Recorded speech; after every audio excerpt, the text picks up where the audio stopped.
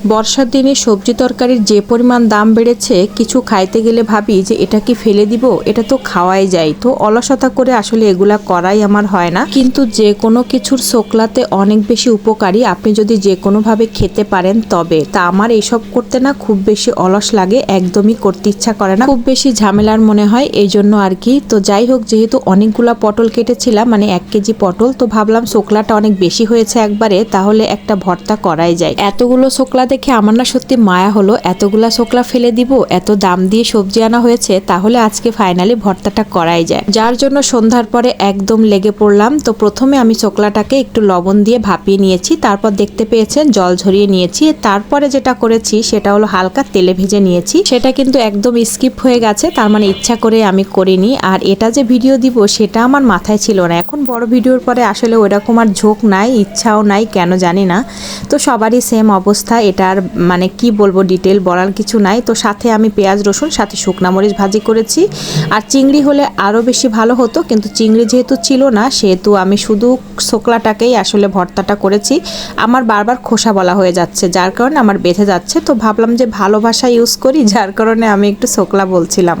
তো যাই হোক, আর এখন আমার বাটাবাটির কাজ শেষ। বাবা গো বাবা, মনে হয় যেন হাঁপ ছেড়ে বাঁচলাম, এত মজা লেগেছিল খেতে। কিন্তু কষ্টটা যে পরিমাণ করেছি, মানে সত্যি এই সময়টা যেহেতু আগের ভিডিও, অনেক বেশি গরমও ছিল, বৃষ্টিও ছিল না। এখন তো টিপ টিপ করে সারাক্ষণ বৃষ্টি হচ্ছে। চলুন এখন আপনাদের সাথে সরাসরি কিছু গল্প করা যাক। গরমের সময় ভর্তা খাওয়া যে কি কষ্ট। আর আমার মতো কে কে গামছা গায়ে দিয়ে থাকতে বেশি ভালোবাসেন? আমি তো গরমের সময় সবসময় গামছা গায়ে দিয়ে থাকতেই বেশি ভালোবাসি। আর হচ্ছে এখন ভর্তা করলাম, আরও অনেক কিছু রান্না বাকি। গ্যাসের সমস্যা তো আবার শুরু হয়ে গেছে, কারণ ঈদের সময় যে কি আরামে কাটিয়েছি। দাঁড়ান উন্নাটা পরে নিই, কারণ এটাতে ভালো লাগছে না। তো যাই হোক, এত আরামসে কাটিয়েছি, এখন আবার গ্যাসের সমস্যা।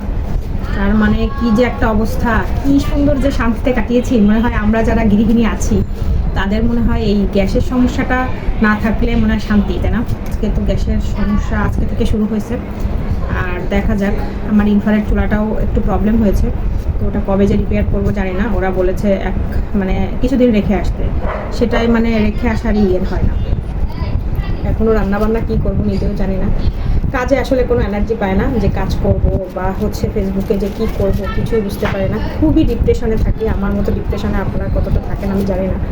তবে ছোট ছোট যে স্বপ্ন ছিল আর মনে হয় পূরণ করা হবে না, সেটা ভেবেই খুব খারাপ লাগে। তো যাই হোক, আপনার সবাই আশীর্বাদ করবেন। আর এই যে দেখেন, আমার এই আঙ্গুলে 2 রকম কালার, এই আঙ্গুলে 1 রকম কালার। কালকে গেছিলাম নেল পালিশ কিনতে, আর এই আঙ্গুলে 2 রকম কালার। তার মানে কি একটা অবস্থা, এটা যে রিমুভার দিয়ে উঠাবো তারও মানে মনে থাকে না, মনে থাকলেও আসলে সময় হয় না। আর এই হাতেতে নেল পালিশ পরা আছে, এই 2টা কিনছি, এইটা সবুজটা কিনছি আর রেড। তো ঠিক আছে, তাহলে ভালো থাকেন, সুস্থ থাকেন। আর এই তো টাটা।